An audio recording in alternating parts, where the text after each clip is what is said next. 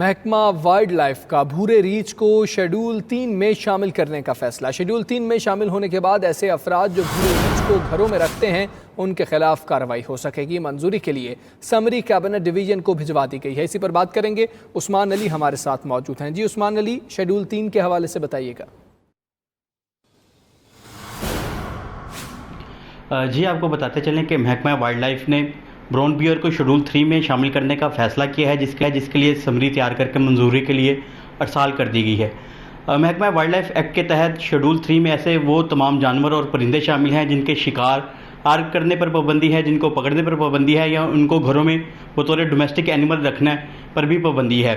Brown bear चूँकि पाकिस्तान के शुमाली हिस्सों में जो है वहाँ पर पाया जाता है और पंजाब में ये नहीं पाया जाता, जिसके बायस इसको शेड्यूल 3 में शामिल नहीं किया गया था।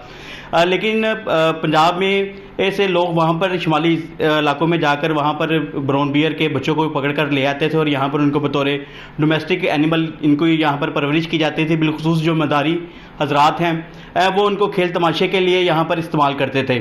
चूँकि ये शेड्यूल 3 में शामिल नहीं था और कानूनी सुकम के बाइस इन अफराद के खिलाफ, ऐसे अफराद के खिलाफ जो मौसर कानूनी कार्रवाई थी वो नहीं की जा सकती, जिसके बाइस ये फैसला किया गया है कि ब्राउन बियर जो कि महफूज एनिमल्स की लिस्ट में शामिल है, इसको जो है वो शेड्यूल 3 में शामिल किया जाए, जिसके बाइस ब्राउन बियर को शेड्यूल 3 में शामिल करके समरी जो है वो मंजूरी के लिए अरसाल कर दी गई है।